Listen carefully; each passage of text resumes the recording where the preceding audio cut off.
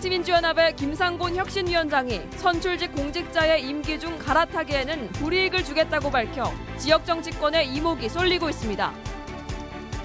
도내 협동조합 440여 곳 가운데 3분의 1가량이 도소매업 분야에 치중된 것으로 나타났습니다. 88 고속도로 남원 구간에서 화물차끼리 충돌해 6명의 사상자가 발생했습니다. 확장 공사가 늦어지면서 대형 사고가 이어지고 있습니다. 여러분 안녕하십니까? 7월 20일 월요일 전주 MBC 뉴스투데이입니다. 새정치민주연합의 김상곤 혁신위원장이 어제 전북을 방문해 혁신안을 설명하고 지역의 의견을 수렴했습니다. 선출직 공직자의 임기 중 갈아타기에는 불이익을 주겠다는 견해도 밝혔습니다. 정진우 기자가 보도합니다.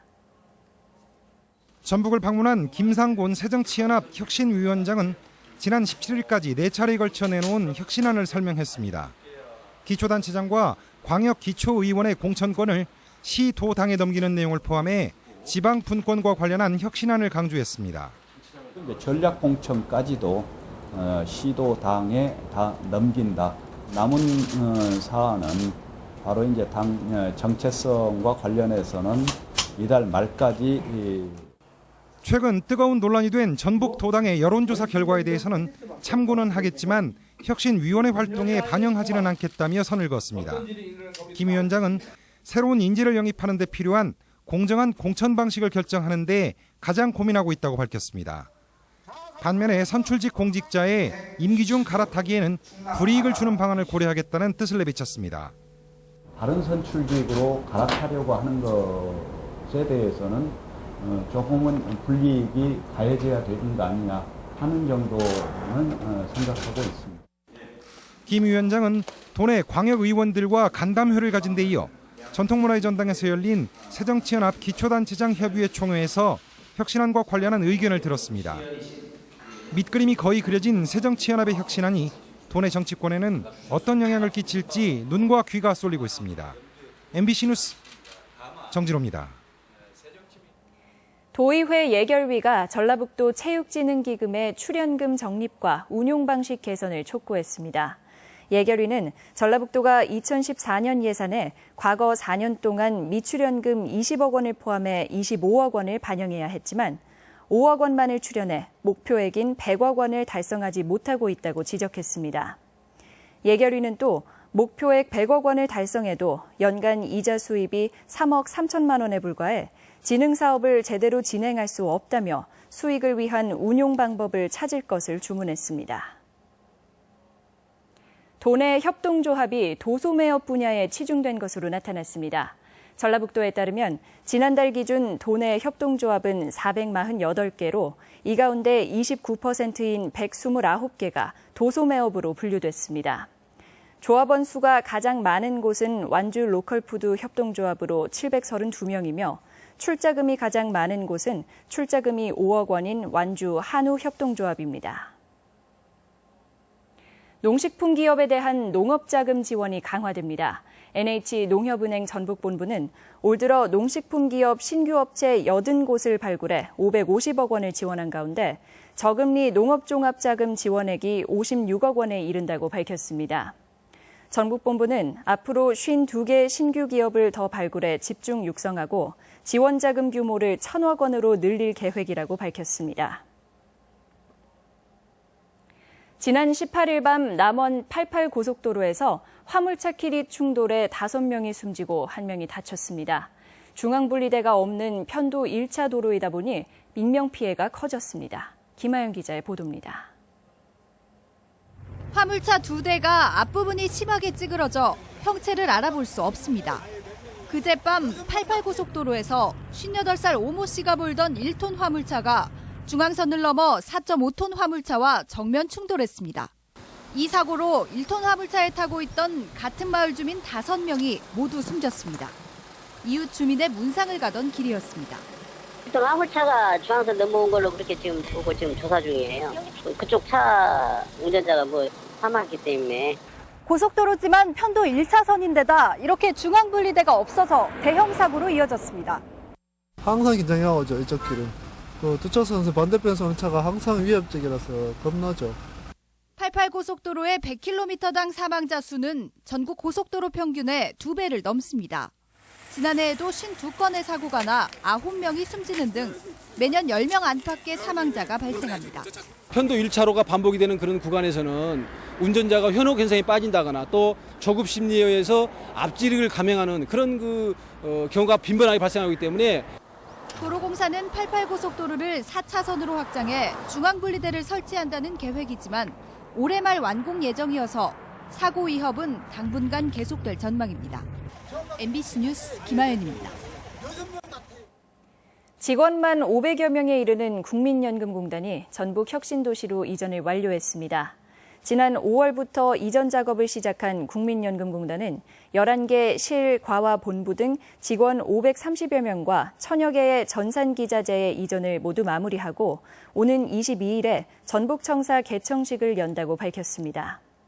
공단은 내년 말쯤 기금 운용본부가 전북에 내려오고 본격 가동되면 국내 제3의 금융허브를 향한 도약도 시작된다고 밝혔습니다.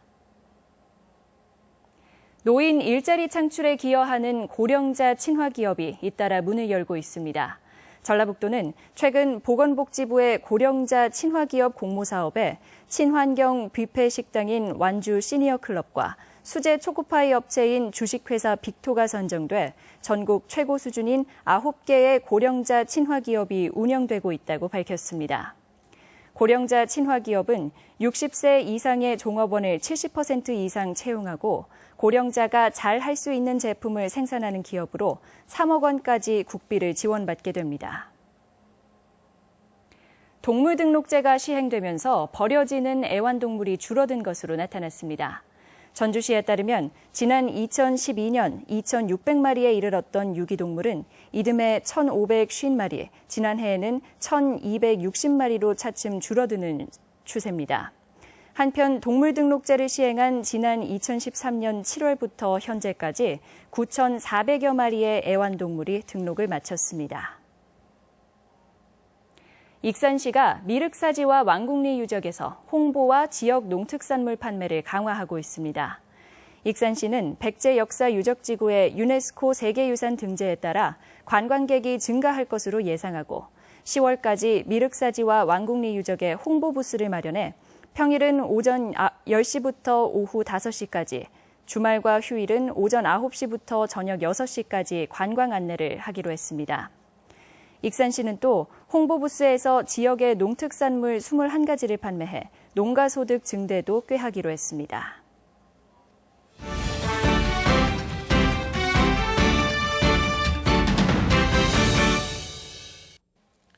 안녕하십니까. 주간 포커스입니다.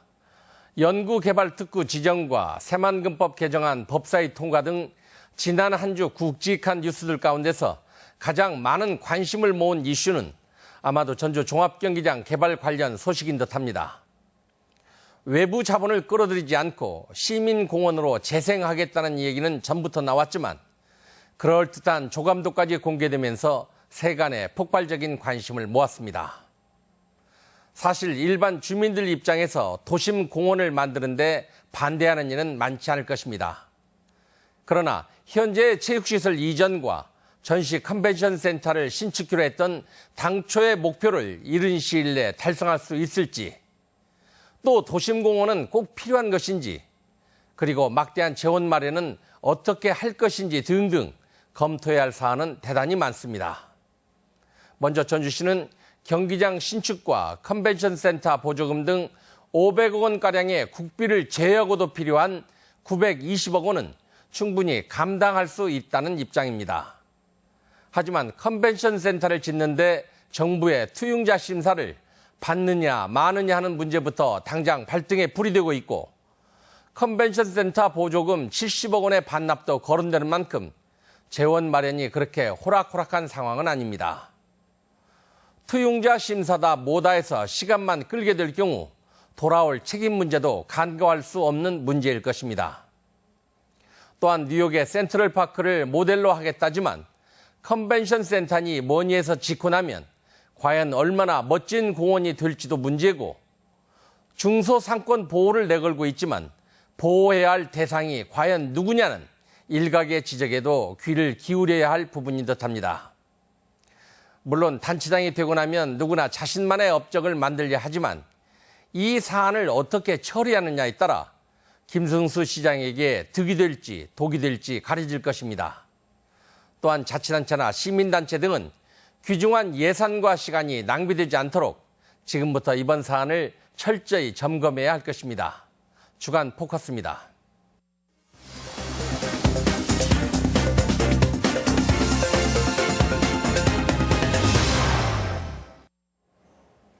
식순환이 극심했던 임실군 강진면 일대 마을이 연말부터는 깨끗하고 안정적인 수돗물을 공급받게 됐습니다.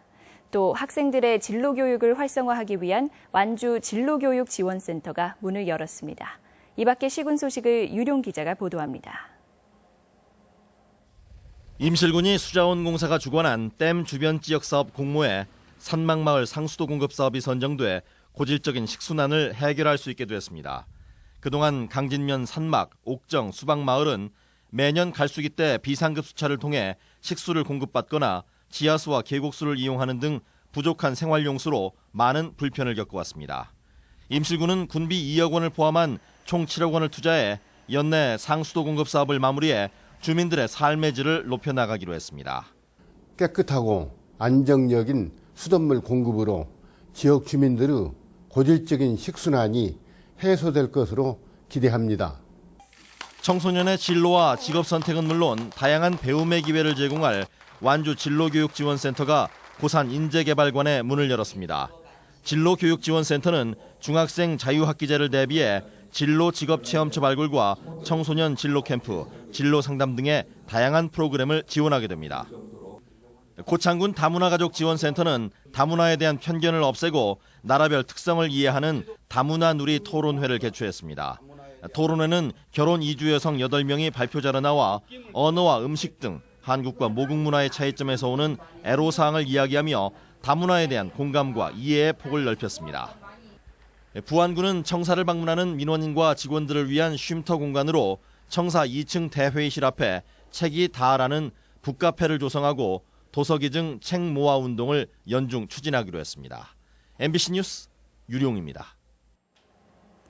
전주 완산경찰서는 말다툼 끝에 상대방을 흉기로 찔러 살해한 혐의로 58살 신모 씨에 대해 구속영장을 신청할 예정입니다. 경찰에 따르면 심 씨는 어제 새벽 1시 반쯤 전주 중화산동 한 술집에서 같은 업계 종사자인 50살 박모 씨와 영업 문제 등으로 말다툼을 벌이다 박 씨를 흉기로 한 차례 찔러 살해한 혐의를 받고 있습니다. 학생들의 체육활동 활성화를 위해 승마교실 운영 학교가 공개 모집됩니다. 전북교육청은 한국마사회의 지원을 받아 다음 달부터 토요일마다 학생들을 위한 승마교실을 운영할 학교 4곳을 모집한다고 밝혔습니다. 공모에는 학교 내 승마클럽이 있거나 승마장과 거리가 가까운 학교가 유리하며 선정될 경우 학교별로 학생 20명가량이 승마장에서 우수 승마 지도자의 도움을 받아 강습을 받게 됩니다. 완주 콩쥐팥쥐 마을이 콩과 팥을 소재로 관광객을 불러오는 특성화 마을로 육성됩니다.